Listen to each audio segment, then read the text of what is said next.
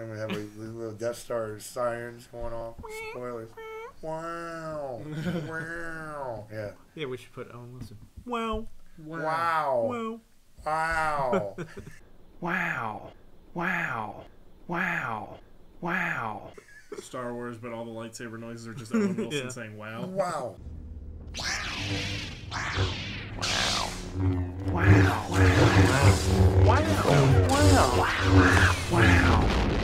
Wow. Wow.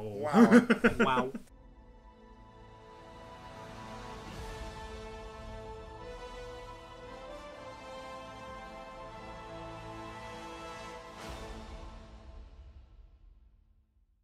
All right.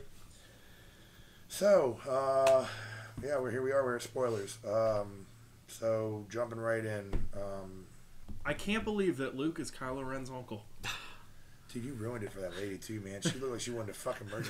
God damn it, you son of a bitch! Like coming out of the movie theater. I was like, that was in Force Awakens. I didn't see that film. Dude, he seriously comes out of the movie theater and goes, "Oh my god, I can't believe Luke is Kylo Ren's uncle." And this lady literally like looked over and she got real shitty and like put her thing in the trash. She's like, like she was fucking pissed. I haven't seen any Star Wars movies yet. This is the one. This is the first one. I waited till the 8th one. I'm gonna watch them backwards. Literally, just put it on rewind. Talking about plot and dialogue. I'll let you head this one off in the first 2 minutes of the film. Yeah, so just like Force Awakens.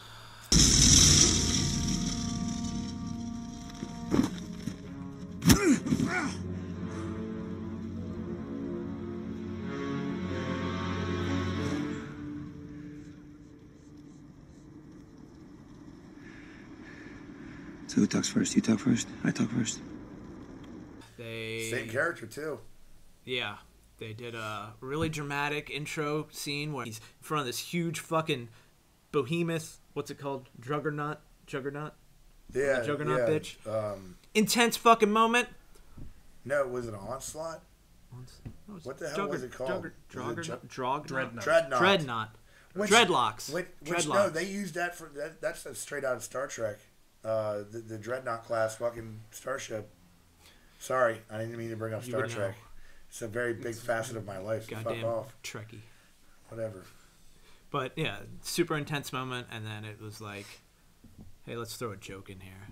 It's not. Well, again, we're in spoilers. Hey, basically, get General Hugs on the phone. Hugs. And he's like, it's Hugs with an H, right? Yeah. I'll hold. Pale, pasty guy. I'll hold. And it's like the longest drawn out Star Wars joke ever in Star Wars franchise history. He's like, yeah, I got a message from Leia about his mother. Yeah. Okay, name a joke. They put a your mama joke in Star Wars. Take any other Star Wars movie outside of the two new sequels. Outside of the two new sequels, name a joke just on top of your head that sticks out to you from Star Wars. Now this is pod racing. God damn it.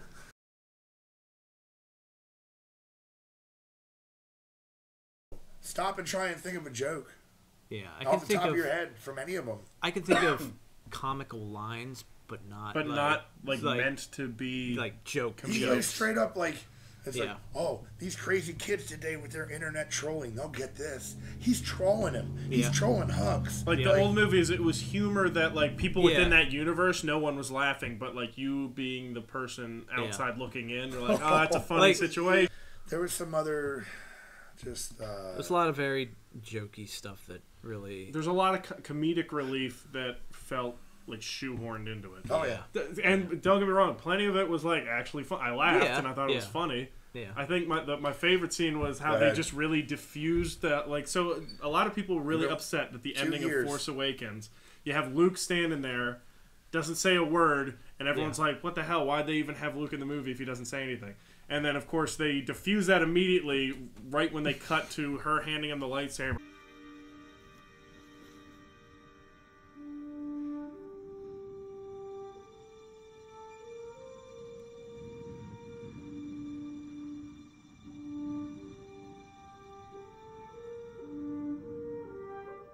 He looks at it, looks at her, and then he just throws it over the thing and walks away. He doesn't even look. He just goes. Yeah, just like, get the and then shit walks out the of fuck here. away from her. And then just walks away. And she's like, "Hey, wait." Huh. Porgs were not as bad as I thought they were going to be. Yes. And there's a good explanation as to why it's in the Millennium Falcon. I mean, we don't have to give every spoiler away, but we're already. I thought it was going to be like a Jar Jar Binks, like, oh, it's so cute, ha ha ha. Like it was. It's going to team up with Chewie and like. I think the Porgs had the most interesting dialogue in the entire movie. No, but I will tell you one thing that I did notice so Mark Hamill's been doing all kinds of interviews, and one of the things that he said was, I did not feel that this is the direction that I would have taken or George would have taken the character of Luke Skywalker in. When I read 8, I told Ryan, I fundamentally disagree with virtually everything you've decided about my character. And I agree. I mean, 100%. Like, it just did not feel like Luke at all. He's broken. Yeah, he was very... his spirit's been broken. And it actually takes another Jedi to show up and pretty much go, hey, buddy, you're taking this shit all way too serious. Yeah. Like, I can't do it right now because I'm sick. But too seriously, you take it. Yeah. I don't know who that character was. We don't want to spoil that. We're gonna already spoil it. So basically, Yoda shows up, and it's not CGI. It's like the puppet old Yoda. It's the old Empire Strikes Back puppet Yoda. Help you, I can. Yes. I don't think so. I'm looking for a great warrior. Oh, great warrior. Yeah, which I thought was extremely cool. And it was Frank Oz actually voicing. Yeah, that was one of the high points of the movie. He would have been doing the Muppet part too. Yeah. Oh yeah. So I mean, that was one of the high points of the movies for me was seeing Yoda come back. That was really cool. It also, I loved that part. It did and it didn't. I mean, it made sense and what didn't. That while I can look at this objectively and from a standpoint of that was shoehorned in, it also did make sense though and felt organic as to why it was there. But you could tell it was like organic fan service, if that makes sense. Now yeah, exactly. Yeah. But now they can sell Yoda toys. You know, oh yeah. That'll say Episode 8 on them. True. But no, yeah, it was. Luke is taking shit way too serious, and what you can tell his demeanor changes towards the end of the movie after he has that conversation. Oh yeah. And it's funny. I mean, they do, however, kind of describe, like, they explain what happened, like, him sort of betraying Kylo, kind of, like, going, because it shows Luke's side, and then it shows Kylo's side, and then it shows what actually happened. Yeah. So basically, Luke is like, I went to kill him, and or he betrayed Luke basically says, oh, he betrayed me and burnt the whole place to the ground, and then Kylo's like, no, he tried to kill me, so I left. And then it goes, like two sides of the story, and then it shows you like the what actually happened. Yeah, it was, I like that. Yeah. Maybe we drop back in here on topic. We want to talk about locations, characters, new characters. Yeah, locations. I like the Salt Planet. I thought it was cool. It was just very, Hoth-esque. Yeah. But I like Battle the of Hoth 2 Electric Boogaloo. Yeah, Battle of Hoth 2 Electric Boogaloo. But I like the red dirt, like how it was like white over top in the red dirt, and they used that a lot, like the whole whatever those shitty speeders were, and it was like those lines. It was very cinematic. The snow speeder, the salt speeder, jalopy things, like just like falling apart while it really. I like the cinematics of that, like because every time they cut through the salt, it was that bright red dirt. Yeah, it looked like a big bloody battlefield at the end there. Yeah, it was really cool. Yeah. And of course, big old AT-ATs. Who doesn't like big old AT-ATs? They're like the gorilla AT-ATs. Yeah, they did. They made, look they're like a focal point of the trailer, and they're really only in the movie. Yeah, I thought. 10 minutes. Well, like the trailer showed so much of that red planet, and that was at the very fucking end of the movie. And they showed the way that they did the trailer. They pretty much show you the end of the movie. Yeah. And then they kind of show you the beginning of the movie at the end of the trailer. Yeah. Well, I think they do that on purpose to try to throw you off, so that way when you actually see the movie, it's like, oh, this isn't what I expected. Yeah. See here, Casino City. I didn't like it. It felt way too prequely to me. And it also felt a lot more of that shoehorned in modernization. Humor. Like the little drunk alien shoving coins into BB-8. Yeah. And then later on, BB-8 has all these coins shoved in, so basically BB-8 stood around for 25 minutes and let this guy just jam coins in him. Yeah. Like, oh yeah, I like that. I like that. Yeah, it was very, like when they like it'd be one thing if like a patron like was walking by and tripped and fell, like a drunk alien tripped and fell over BB-8, and he's like woo, and then rolls away. Yeah. Okay, and then that wouldn't be like shoehorned in humor. That's just like okay, well he, it's a robot. Yeah. Rolling around on the floor, drunk people are gonna trip over. Yeah. And then the little thing is smoking. He goes. BB-8 does that. Yeah. Well, like, same with like the lighter. See, R2-D2 was funny because he had personality, but he was still a robot. Yeah. You see what I'm saying? Yeah. If anything, it's like they're trying to say BB-8's like a person trapped inside a robot. I never understood. Which in the original movie, it was a little person trapped inside a robot. But I never understood that about the Star Wars movies, even as a kid, because as a kid, if they're robots, make them robots. Don't make them. Okay, I'll say back when I was a kid. I don't know. Watching movies growing up, I was like, I've often said, one RoboCop video said about, I watched RoboCop when I was like 6. Watched a lot of movies when I was young that I probably had no business watching, like Terminator 2, Terminator, things like that. But all those robots, I understood even at 6 years old that there's a difference between a cyborg, because I watched the Borg on Star Trek, and a robot, and an android. I get the difference between all of these things, and it's like I never understood watching Star Wars as a kid why all the robots seem to have attitudes. Why would you purposely build a robot that's going to fucking talk back to you? Princesses, oh, I merely said it was cold in the princess chamber, and you decided you melted the princess's wardrobe. I never understood any of that shit. C-3PO to me has always been the Jar Jar Binks of fucking Star Wars before Jar Jar Binks ever existed. Yeah. He had personality and stuff. Like I think, I don't think it was that bad. I'll tell you what I did find funny is when Carrie Fisher looks at him and she's like, "Wipe that stupid look off your face, C-3PO." Yeah. He's like, I'll try. Yeah. That was funny. That was pretty funny. Yeah. Like, I know she doesn't have the red arm anymore that like everyone was like theorizing about. Yeah. And they made it. I did not notice that because I don't think of him as a real person. I hate Anthony Daniels. He's a fucking asshole. Yeah, he's a real piece of shit. And I don't even I've never liked his character. He has always been the stupidest fucking character in my opinion. So whenever he's on screen, I just go blank. Just like my brain shuts down. I like the character 3PO, but he comes on screen. He comes on screen. I just sort of power down. I'm just like, oh, he's gone. I can watch the movie again. I just remember people like when the trailer for Force Awakens came out, they're like, why does 3PO have a red arm? Does that mean it's like, oh, is he Solid Snake? Is he because he got the red arm? And then like does it shoot off all these as a kind rocket? of theories and stuff. And then at the end of Force Awakens, they're just like, you might not notice me.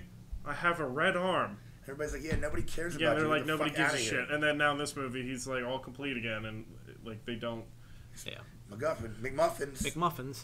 God damn. So yeah. There's a red herring. There's the red arm. There's a red bearing. I don't know. Dude, it felt. I don't like the droid stuff because it just perfect example. And we're going off topic. Chris is the bartender at Mos Eisley Cantina. We don't serve their kind. Yeah, we don't serve their kind here. Get those droids out of here. So I don't like them. My problem. Fuck! I lost my train of thought. Droids. Droids. I'm off. I don't like them. No, sir, I don't. Luke's Island. What do you think about that? I liked it. It wasn't. It had those porgs. I liked the little race of people that were on there, like cleaning up the temples and stuff like that. You know what I was thinking of?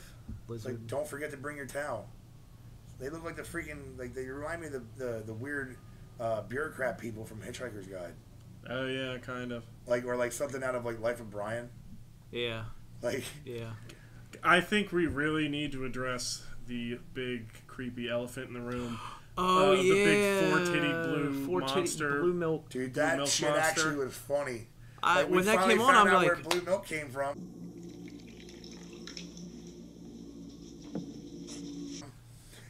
I feel like there's better ways. I feel like he could have been drinking it, and they'd be like, so where'd you get that? And he could have been like, over there, and then pointed to the monster like, there's no 7-Eleven on the island, dude. So he's down there, and her it could have been implied that he milked those look things. Of shock, of a horror, and she was outright appalled that he is like sitting there. I like, was appalled. And it wasn't even udders; it was like straight up titties. And then he comes up and he's got a blue milk mustache, like all over his face. He's like, he comes up over the fucking thing's thigh, and he's like, yeah. And you see he's got like this milk mustache, and then he just walks off frame. Like you're like, like what the what? I saw it coming, and I was like, wait, Disney's not going to do it.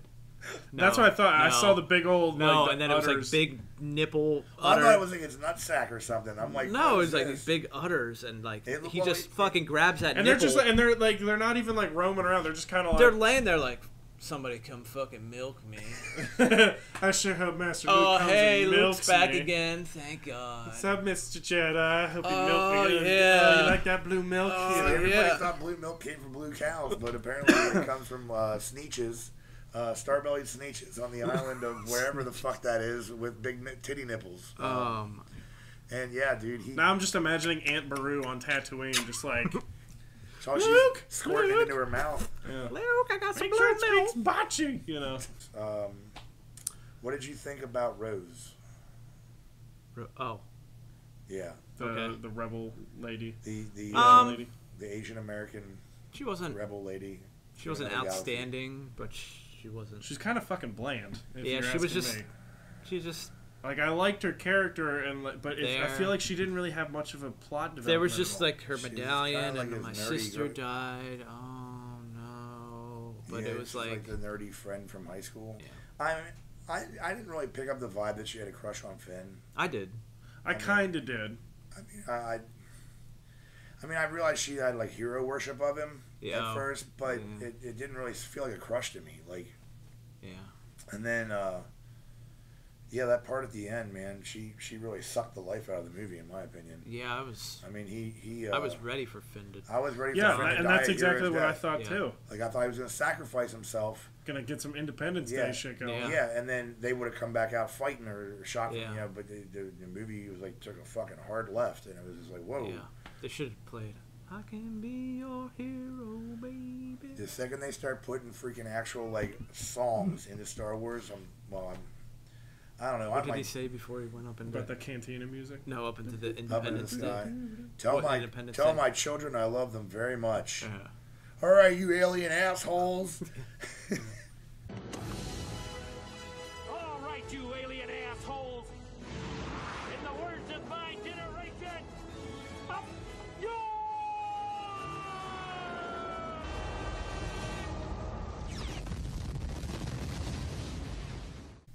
Well, what do you think about Hodor? Hodor. I honestly don't know. She's got that millennial purple haircut. Hodor. Every time they say her name in theaters, we're all like Hodor. Well, she looks very reminiscent of a person that I'm familiar with, and the fact that whore's in her name seemed fitting.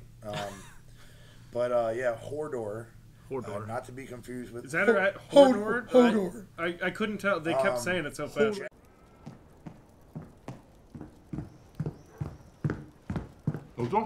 General Hodor. Vice Admiral. Vice Admiral Hodor. Sith Lord.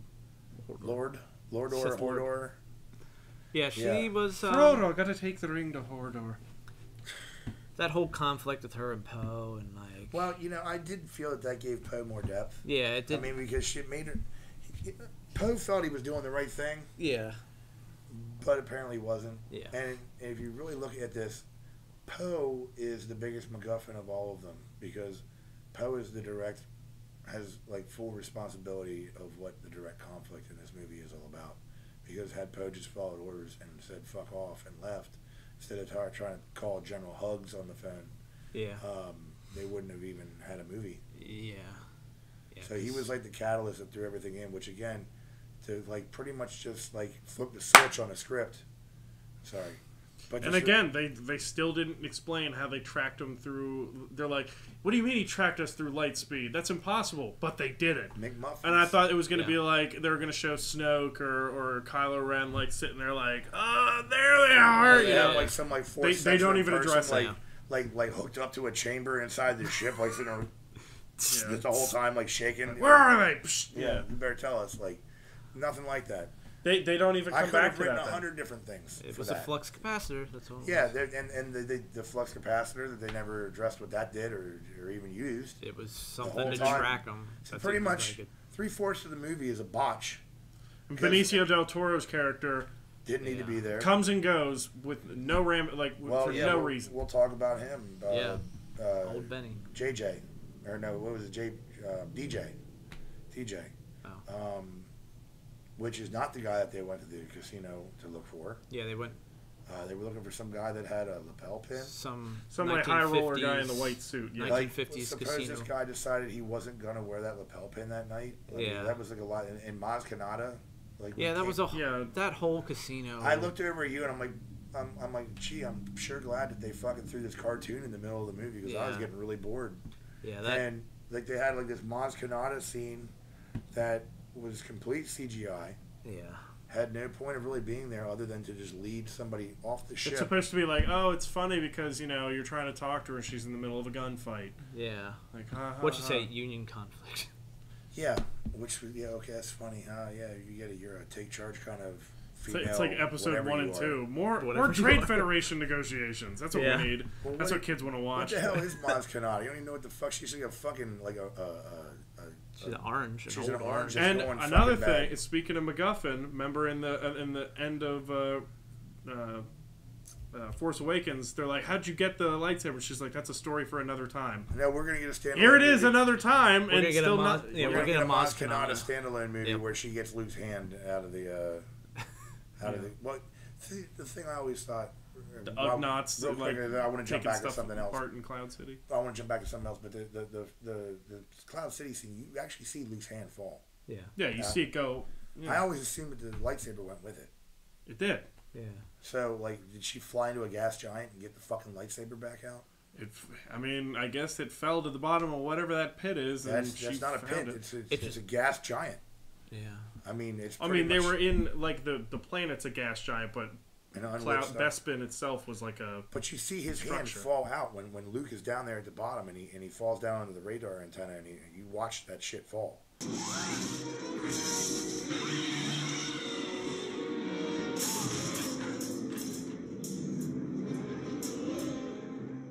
I'll show it to you after we're done. I just don't recall. But either way, I don't know the physics of a.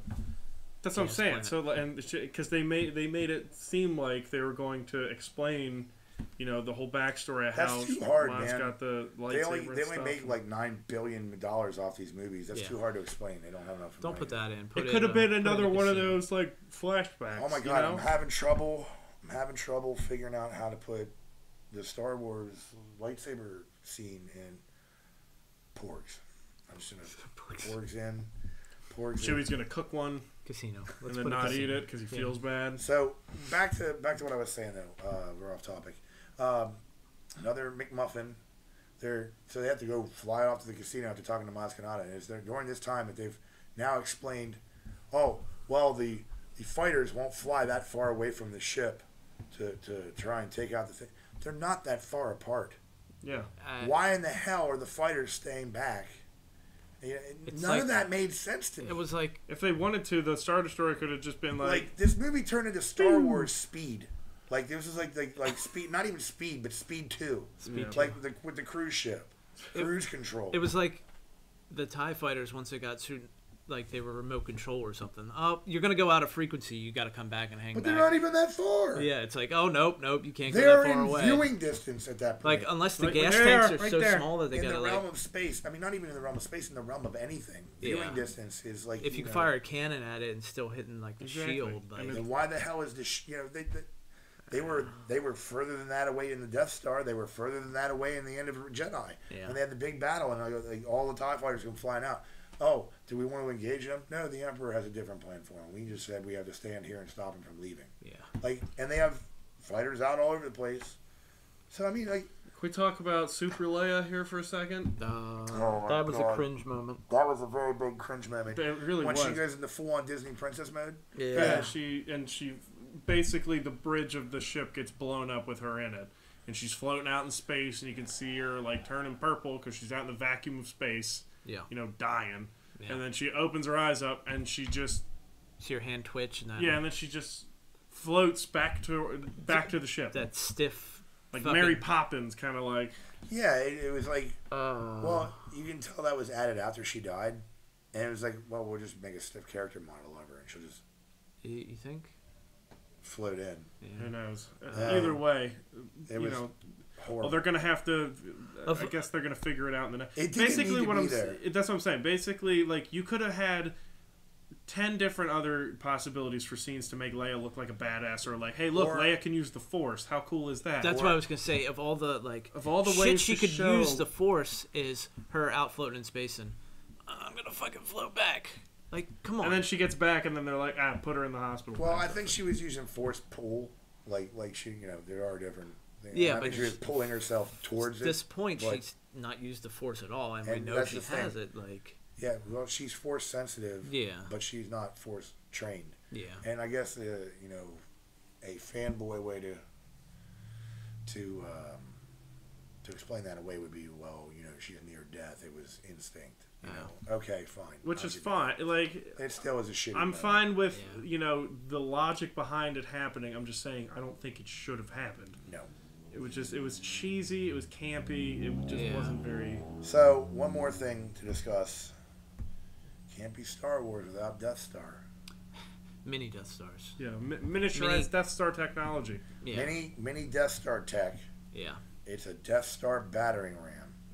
And I felt like a little bit was on that Juggernaut when those cannons dropped down. It was like, oh, we gotta wait for them to warm up before they can fire. Like, it's like mini Death Star cannons, because...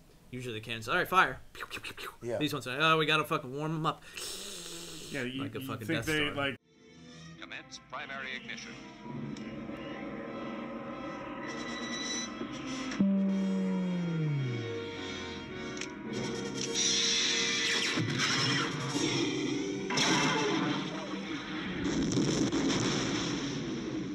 They're rolling up to knock Richard Simmons over.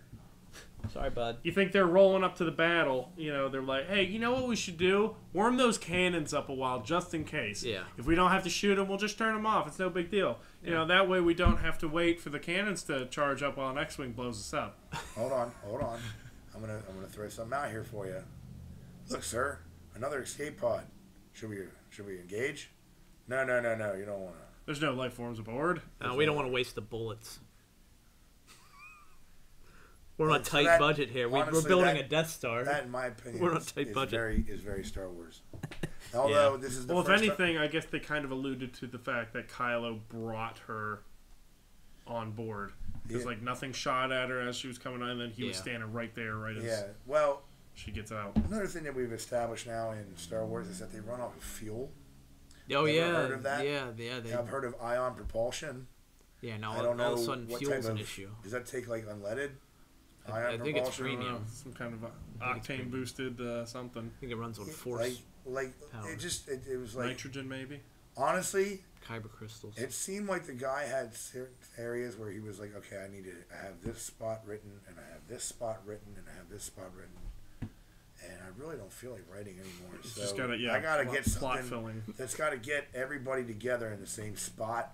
So the ship's running out of fuel, and they've got to go off to this spot that I already wrote. Yeah, this magic rebel base that happened to just be, you know. Yeah, that was very convenient. Yeah. Not to mention they're not going at sublight speed, so like how the fuck did they find these?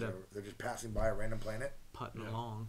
You know, I don't know how. Even at the speed of light, it's going to takes you 8 minutes to go from the planet. And here's the thing too: if we're talking about space physics, from the sun to the Earth. Now this is where I started to get real brainy and weird about like Star Trek, and it's why I hate the new Star Trek, because there's science light. Just like Star Wars has always been science light. Yeah. It was more fantasy than it was. Well, I can understand that. When you watch a movie like that, you get that whole... It's expected that you're going to have that whole suspension of disbelief. Good parts. I would say every single scene that had Luke in it was... I've seen this raw strength only once before. It didn't scare me enough then. It does now. Yeah. Seeing Luke back, like... Honestly, Mark Hamill is an amazing actor, and given this crappy script, in my opinion, I know you guys liked it, but No, I have my issues with it. I just think the movie as a whole, I enjoyed it. I don't like where they took his character. But I think given that, and he was like, well, I'll come back and do it because the fans want it.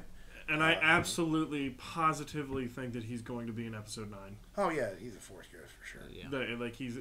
There's no way that he's just done now. Unless he's figured out how to teleport. Who knows? Yeah. Yeah. We didn't talk about his departure. Yeah. Luke shows up towards the end of the film. Well, you know what? Why don't we before we jump into this, why don't we talk about what happens on Snoke's command deck? We haven't really talked about the biggest shocking part of the whole freaking movie. That is the most freaking talked about mysterious character. Well, the two biggest plot points: who are Rey's parents, and who the hell is Snoke? Why is Snoke a McMuffin? And they just brush it under the rug. Both of those things, they brush both of those under the rug within. Snoke is a McMuffin, literally that transcends 2 fucking movies. Yep.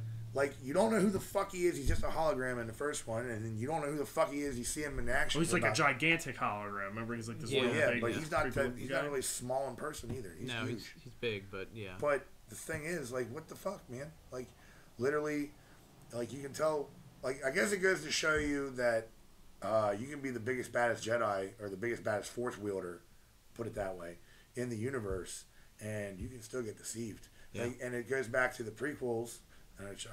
Where, you know, you see Darth Tyrannus, or not Darth Tyrannus, that was Dooku, but Darth Sidious talking about, you know, he's telling his little story about Darth Plagueis, the Wise, and he says, you know, in the end, he could save the ones he cared about, but not himself. And he's like, he gets a little like smirk on his face, and it's like, yeah, he was way more powerful than you are, and you just kind of like snuck up and, you know, offed him. Exactly. And that's exactly what Kylo Ren does to Snoke. Yep. He gets Darth Mauled. Cut right the fucking half. Yeah, dude. And I was like, is he going to be so powerful? He's going to put himself back together? And 5 minutes later, he's still just landing on the floor. Yeah, dead. just drooling, just like laying. Fucking like tongue hanging out, like licking the floor. Dead. Like super dead. Yeah. He's as dead as Julius Caesar. Yeah. I thought it was odd that he didn't last very long. Yeah. I had a feeling that what happened in that chamber was going to happen.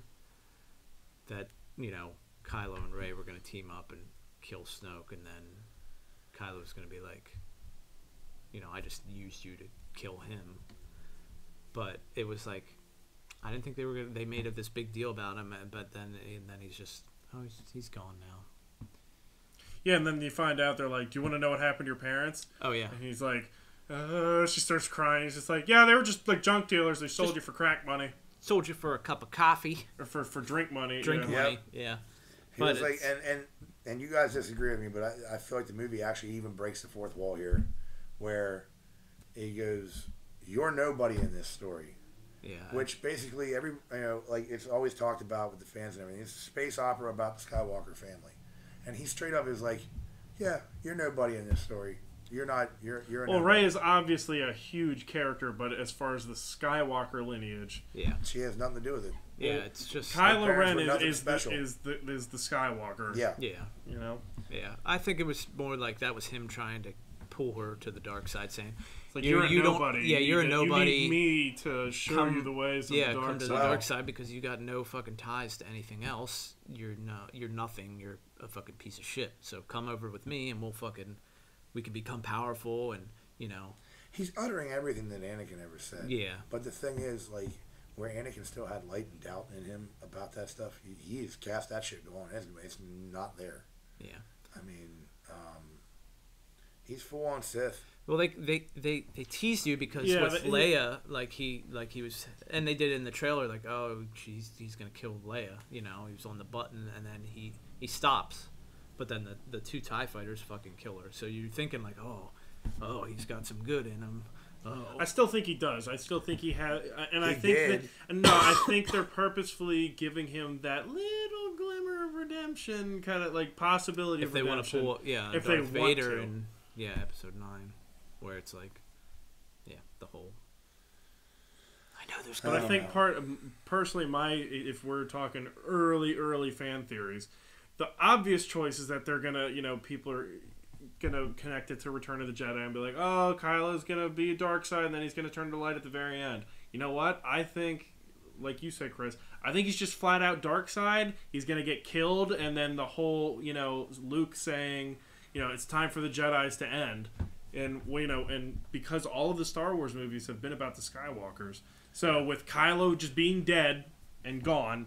Yeah. And Luke being dead and gone, it's just, that's the end of it. I'm going to tell you right now, we were talking about this, and I felt that, just make sure we covered everything. Yeah, it looks like we did. My prediction would be that Kylo Ren doesn't die. Kylo Ren goes on to episode 10, which is the new trilogy that Rian Johnson's going to do. And I still think that, I know you think that that's just a glimmer of hope at the end.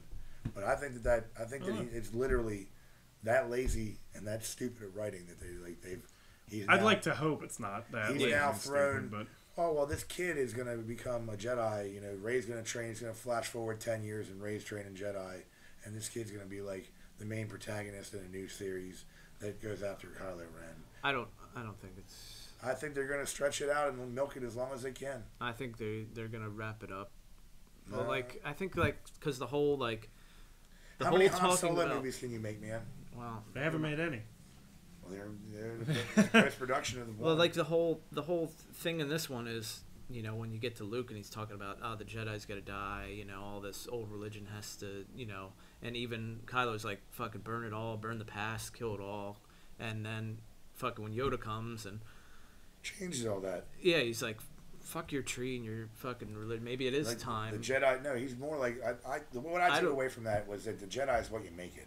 Yeah, but I think it was more like he's like you don't need books and stuff. It's not something that's like set in stone rules. It's the Jedi.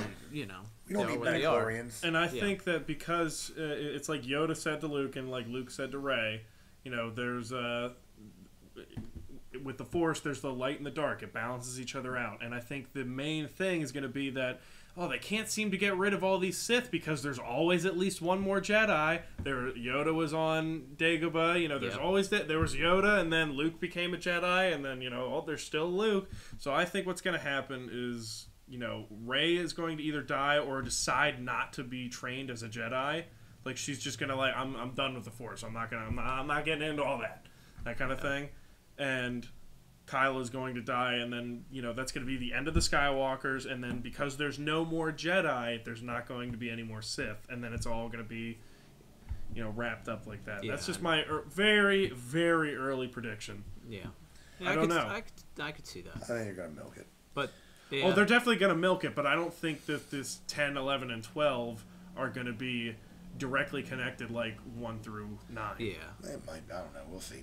Yeah. None of us know. But, so, wrapping up, would you recommend it? Oh, absolutely. Of course. Yeah, I would. I would, too. Yeah. It's just simply to go and see what, curiosity. And I even thought, too, even if you're not a big Star Wars fan or you don't, really follow Star Wars all that much, if you watch that movie beginning to end, it's still a good, pretty neat space action movie. Yeah. Taking it at face value. Yeah. It's pretty cool. Yeah. I agree. Yeah. I just can't get around shitty writing. Sorry. But anyways, I hold my movies in a higher standard, and that's what makes me a dick. So. You? A dick? News to me. Preposterous. Anyways, I think that's about it. So thanks for watching. Yeah. Go see The Last Jedi. It is worth seeing. Just like the episode 7 was worth seeing for Han Solo's death scene. R.I.P. in pieces. Oh, yeah. But, yeah. Thank you very much, and have a great day.